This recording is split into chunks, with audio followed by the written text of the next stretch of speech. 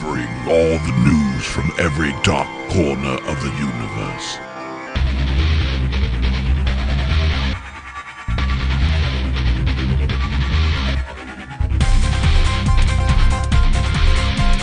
SLICEofSciFi.com.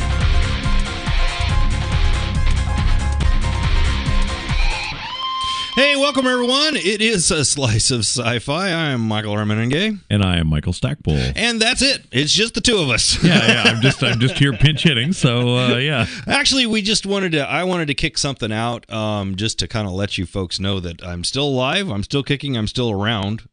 This show is still here, so to speak. There we go. A lot of things have happened in the last year. Well, gosh, it's been almost a year now. Has it? It's getting really close. Because the last slice I did was about a year ago. It was pretty. Yeah, it's getting close to that. So you're telling me I killed it? You killed it. It's all your fault. Okay.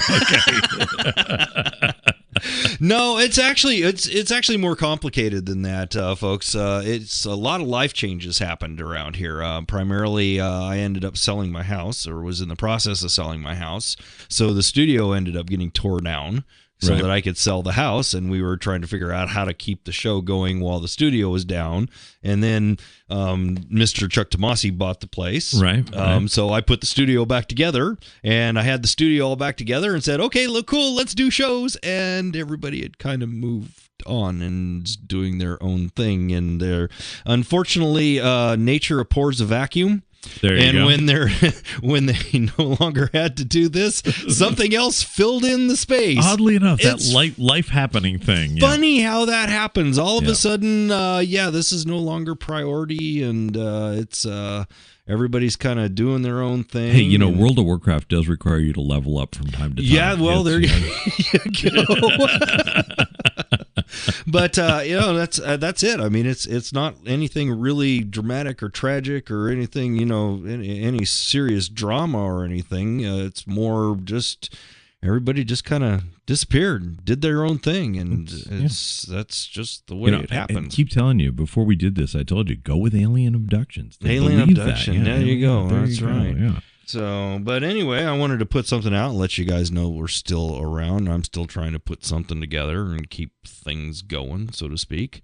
But, I tell you, in that vein, there's a lot of really cool stuff. You were just talking about Gotham trailer. Oh yeah, the trailer for Fox's television series Gotham, or Young Bruce Wayne, absolutely stunning. I think that's going to be a lot lot of fun. Yeah, I'm seeing comic books are hot right now. Yeah, I mean, absolutely. Dear God, with Captain America just came out, the Winter Soldier, that changed everything. I haven't seen the Agents movie yet, of S.H.I.E.L.D. So. I haven't either. I have not seen it, but I've been watching it. I've been watching it backwards through Agents of S.H.I.E.L.D.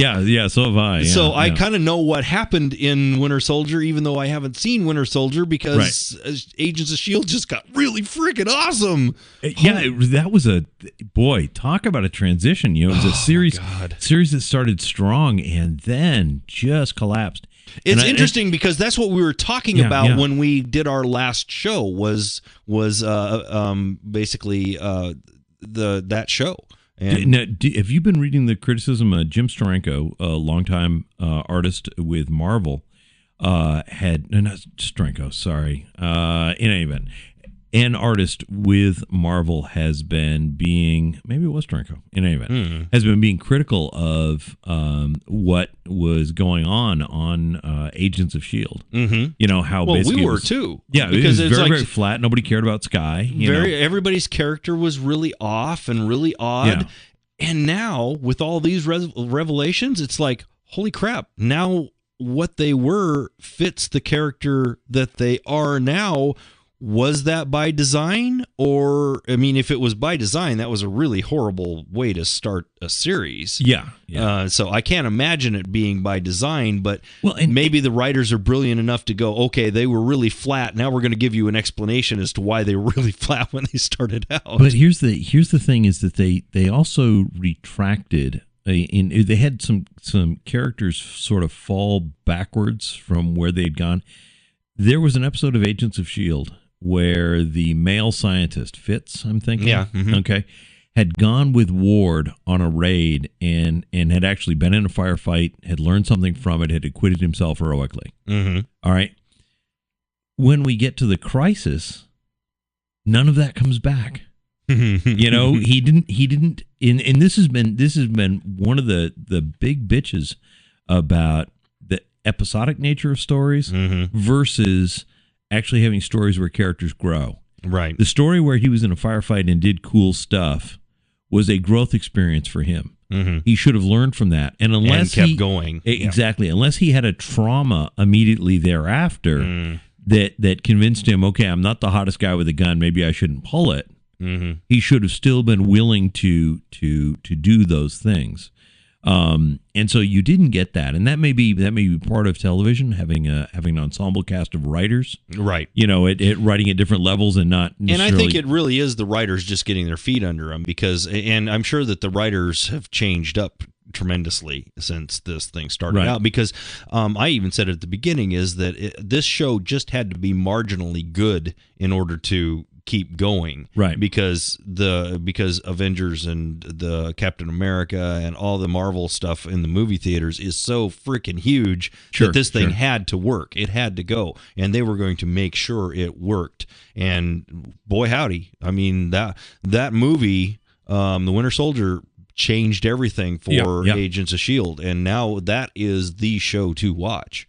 It was impressive, no doubt about it. It's impressive, and the more I think we're going to see way more cool stuff going on, especially now that they've kind of got their feet under them. I have a feeling we're going to see a lot more cameos and a lot more big names in there. And I think just as strong a show as Arrow.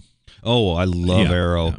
I so didn't watch it the first, and then I got it on Netflix, and I just mainlined it, and God, that show is good. Yeah, I'm very impressed with the writing and stuff like that. The one that I was really sad was being human, almost human. I'm so sad about that because I really liked that show. That was a great show. I mean, it's a very episodic show. It wasn't a super deep show by any means, but there was really cool stuff going on in it. Well, they had, oddly enough, in the 13-episode run that they had a background story that they had touched on twice. Mm-hmm. And they had begun to develop another story that they'd be able to touch on later. So had it gone for a full 26, it could have got really cool. It could have gone. Well, it was really already getting really cool. I mean, towards the end there, it was one of my first watches. I watched that. No, I agree. So, and it was so beautiful. Mm-hmm. I mean, it was just really put together really well. On contrast, Warehouse 13, boy, I love everybody there. I love Pete and Micah, and we've had everybody on, Allison Scagliotti. We've had everybody on this show. We love everybody there. I love the characters. I love the people there. But wow, some of these episodes, these last ones, are just really tough. I always thought, although this last one, the Mexican soap opera episode, has got to be the greatest hour of television ever created by man. Right. That was absolutely hilarious and awesome. I love that show. I've never watched very much of it. I watched a couple of episodes, and I sort of felt that it was the Jamaican bobsled team of science fiction shows. It was, hey, let's do a show about the warehouse out of Indiana Jones and the weird thing that can happen if those things get out. And that actually works. It works really well. It's just, I'm glad that they're ending it because I think they can end it on a high note, because if they kept going with it, the problem is the gag kind of gets old over time, and it has. So we've had to develop more of the backstory. We've had to develop more of the interpersonal stories, which is what's great about the show. And then they go off and do their little goodie hunt, and it gets goofy. I like the goofy nature of it. Don't get me wrong, folks. I think Warehouse 13 is still one that I am watching. I will watch it to the end because there are lots of things that I really like. And then there's other times that are really groaner moments when it's like really hard to watch it. So what are any of the shows that you were watching that were science fiction themed that you got in 5 or 6 eps and said, okay, that's it, I don't need to watch this anymore? Oh gosh, Once Upon a Time. Unfortunately, I watched the first season pretty good, but this second season, now that they're doing this whole Wizard of Oz thing, and then it looks like they're going to do the Alice in Wonderland thing next, or I'm not sure where they're going next, but I think it's Alice. I don't know. It's just too corny. Can't do it. Right. The other one is Sleepy Hollow. I could not do that. Yeah. I did it for like about 5 episodes, and then I was done. Better man than I lasted 2 episodes of that. It was like okay. It was like after the first 3 episodes, it's like you can't do anything new here, folks. This is all the same crap over and over again. And unfortunately, everybody else agreed, and I think that's gone too. No. It got renewed. It did. It's getting a second season. Of course, it did. One of the ones on CW, because it was they were using Arrow to draw viewers to it, was Tomorrow People. Tomorrow People. Flash is supposed to be coming out. Flash, I'm looking forward to, because they had a soft pilot for it in the middle of Arrow, and that looks good. Nice. But if they do as good a job with Arrow as they do with Flash, it is going to be awesome. Oh yeah, or Flash as they do with Arrow. Sorry. But back to Tomorrow People. It took me the second episode to realize that what they were doing was King Arthur, Guinevere, and Lancelot. Really? And once you realize that that's the triangle that they're playing with, you can't watch it anymore. It's all over. Wow. It's all over, because everything just becomes Arthurian drama. And it's like, guys, if I want Arthurian drama, I want swords, B, I want costumes. And a dragon occasionally. So done with the whole Arthur story. It has been done to death so many times. And you can't make that story any more interesting, and it's exactly the same story every time you tell it. Well, yeah, I mean, but that's, and I think that somebody obviously had the concept of, let's take young and pretty people, make them mutants, and they can do Arthur in the undercities of New York. How many shows can we mash up to make that work? Okay. The one I'm looking for, I am looking forward to the new X-Men. I think the new X-Men movie is going to be pretty awesome. That looks pretty. I haven't watched any of the trailers for that. I have been saving myself. Yeah, it's a blend. So they're basically mashing all the movies together in one movie. It's we actually did a Dragon Page show, folks. Believe it or not, we did two of them. We just finished them a little while ago. So if you want to go check those out, you can actually check those out over at dragonpage.com. But on that show, we were talking about... I just lost my train of thought. The X-Men movie. The X-Men movie. We were mashing characters together. We were talking about and I've still lost my train of thought. I see. I stopped. Having characters organically grow up out of stuff and things getting together. Yeah, organically growing out of stuff. No, that wasn't actually my point. I can't remember what it was. Oh, good, but go with it, because it'll be a good point. There you go. Okay, go with that one. That works. See, what a brilliant insight. It's been too long since I've done this. I have no idea how to do this show anymore. It's been forever. See, I take a year off, and all of a sudden, I don't know how to do this show anymore. No, I do remember what it was. It just hit me. We were talking about Generations, the movie, and how Generations was kind of the binder that went from TOS movies to the Next Generation movies. Little handoff. Yeah. So we're basically seeing that with this new X-Men film. I think that's what they're trying to do. I think they're trying to kind of put all of the universes together, because Wolverine, both the Wolverines were very, very popular. The X-Men's, I liked all the X-Men movies, even that last one. The third one was so horrible. It was horrible. There was some really horrible moments in that movie. I got the DVD for $5, and I wanted my money back. I mean, it was pretty bad. Yeah, you're right. It was pretty bad, but at least they're owning it, and they're letting it be part of the universe and what they created, and they're putting it all together and saying, okay, we're going to put it all in a wrapper, and now we're going to go forward from here, and I'm really happy about that. So we might see some new X-Men stuff. It's multi-billions of dollars that they're making right now. So here's the question. We've seen what Disney does with Marvel. Maybe we take a break and we discuss this coming back. No, all right, okay. No breaks. No breaks. All right. Then we'll go straight for the throat. Do we trust Disney with Lucasfilm? Oh, dear God. That's a great question. Is episode 9 going to be X-Men 3? I don't know. I don't know. We talked about that in a little earlier bit show too, in one of the Dragon Page shows. And I as far as the books are concerned, and we were more on the book topic, but not on the actual movie. So let's get into the movie topic here.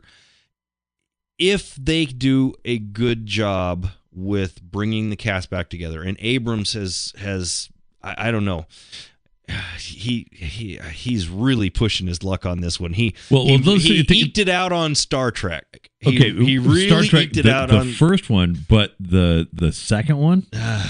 Man, that second one, that was hard. That was a hard landing. Their tires blew out when that hit the tarmac. Yeah, and I'm terribly afraid that he's going to do the same thing with this. The first one may be good. I have a feeling that he's a brilliant enough storyteller that I think he can actually tell a really good story that will get us past the episode 6. Sure. To go to 7. But by the time we get to 9, I'm not as thrilled. I don't know.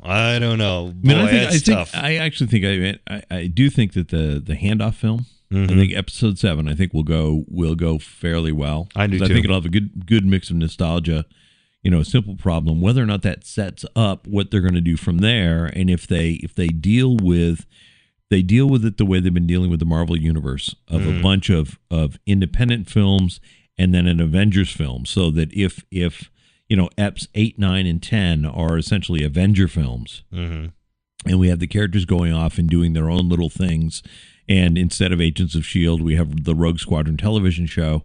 I think that could be very, very cool. I think a lot of that stuff would work out very well. And I think if they follow the Marvel model there, the solace that I take is that X-Men 3 was not part of that Marvel scheme, right? Of the way that stuff was being handled. So I think that there's a big potential for upside.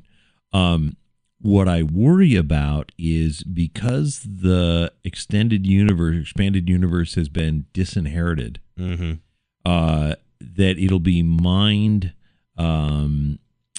unevenly. The nice thing about Marvel is Marvel had all this history that drives the stories forward. There's so much energy and momentum built up out of the Marvel backlist that we don't have with the Star Wars backlist, now that they don't have to own any of the expanded universe. Right. That my fear would be, and this is a fear that you've seen in the movie The Phantom, especially, emblematic were the movies The Saint and The Shadow, where Hollywood felt that it needed to put its own stamp on these characters that had a lot of stuff.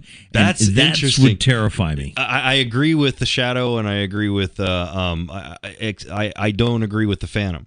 Because The Phantom was exactly what the creator was there. Oh, okay. He was on set and actually tweaked it to make it exactly like the books and like the comic books, and he was there. Right. So that movie is representative exactly of what the vision of what he had was. So yeah, that's that. Shadow and Saint on the other that hand, one actually needed a little intervention. Yeah. But Saint was definitely. That could have definitely been done differently and better. And I just had this conversation with Lori last night because we were watching the new Mission Impossibles were on again, the Tom Cruise things. That it's just amazing how everything has to be action, blow up, action. We can't have cerebral thinking movies anymore. If you want to see a cerebral movie, I do the science fiction programming for the Phoenix Film Festival. So I was there. Festivals held in the end of March, beginning of April. A movie which is in the theaters right now. It stars Tom Hardy. The movie is called Locke, Locke. Okay, that's the name of his character. This movie is him in a BMW driving for 90 minutes, talking on the phone. Wow. And you're watching the film, and for the first 10 minutes, you're going, holy crap, is this all I'm going to be doing is spending an hour and a half watching this guy driving down the road, talking on a phone? And when the film ends, you think, holy crap. I just spent 90 minutes watching somebody talk on a phone. And it's like, why wasn't there a detour? Why couldn't he drive longer? It is a brilliant film. There is not an explosion. Nobody honks a horn. There's no gunfire. It is purely, he is the only actor on screen. Every other actor is just a voice on the phone. It is a brilliant movie. It's not one that I'm going to watch over and over and over again. Right. But holy mackerel, that was impressive. And him as an actor, wow. Yeah, I mean, brilliant movies. Oh, I mean, yeah, there's so many of them out there. Moon, I mean, with Sam Rockwell. Oh, okay, brilliant, right, brilliant movie. And again, not a lot of explosions. I mean, it's just a good, solid sci-fi story. It's Sam Rockwell and his robot. That's it. Grand Budapest Hotel. Brilliantly acted film. A lot of fun. Just achingly funny. Right. But that's what I was trying to. What I was saying with the Mission Impossibles was that it's such a divergent to the TV series. Right. And what was so brilliant about the TV series, they never ever captured that brilliance. Which is, if they ever had to pull a gun, they failed. Yeah. If they ever got into a conflict, they ever got into a fight, they had failed. Yep. Because the whole idea was to get the people that they were targeting to basically take care of each other or themselves or incriminate themselves or get themselves caught. They were so covert that they completely pulled all the strings behind the scenes and made them do it to themselves. And here's the funny thing, now that you say that, this is one of the reasons that the Marvel films work. Yes. Is because you expect it to be all combat all the time. Right. And to break that up, they actually do character work. Right. And to carry that further, if Star Wars falls prey to the explosion a minute thing, we're all doomed. Well, and we're doomed for two reasons. One is that a lot of fans have spent a lot of time reading the novels, reading the comics, watching the films over and over and over, and becoming so steeped in it that they know these characters. An explosion a minute is not what those characters are. Right. Because, I mean, the Timothy Zahn novels, I mean, if we follow anywhere close to that, that first book is... There's hardly a fight in that entire book. It's all mind. It's all political. It's all conversation and character development. That's it. And understand right now that we are not talking Heir to the Empire. They are not filming Heir to the Empire. They're definitely not going to. No, they won't. They might acknowledge that Heir of the Empire happened. They might, but no, it's not what they're doing. Lucino or Lucerno? Jim Lucino. Jim Lucino, isn't he he's got the other series, isn't it? Which other series? The other Star Wars post expansion. All of our stuff was post expansion. John Jackson Miller is doing one of the novels. Okay. John's a really good writer. Nice guy too. I couldn't remember who was what, but I don't know. Well, I'm very. I have a lot of trepidation about what's going to come from Star Wars. I don't know. What do you folks think out there? A year, what do you folks think out there? I mean, are you looking forward to it? I know I see a lot of you on Facebook, and that's where you need to reach out to us and find us. Go to Facebook, go to our Facebook page, because it's still there. It's still active. It still works. Of course, SLICEofSciFi.com is still there for all the news stuff. SLICEofSciFi.tv has all the old video stuff that we were doing. No video with this one. This is just an audio kind of touch base and catch up. Right. We have actually launched a new one, which is the SLICEnews.tv. Okay. If you have not checked that out, you will want to check that out. There's some really cool new video and so forth. So Slice is still around. We haven't gone anywhere. It's just this show that's just kind of faded a little bit. Trying to do some stuff, and you never know. There's a good chance we're going to try and get things back again and get things going. Unfortunately, the reality is, since house has sold and the studio is going away, I have to put another studio together if I want to continue this, and there's no donations and there's no money and there's nothing coming in, so I don't really have the money to actually build something anymore. I'm going to be tweeting out a picture of you standing on a street corner with a little sign that says "We'll podcast for food." Yeah, I actually have a picture of that. So and this is not a plea for donations, folks. Don't get me wrong with that. That's not what I'm saying. I'm just saying that since the shows have gone away, the donations have gone away. I didn't expect anything else. We expected you to not continue to fund us if we're not putting shows out. Although your donations do fund the websites, they do fund all the other things that we are doing, not just this show. So they are important, and they do keep bandwidth going. They keep websites up. They keep people going.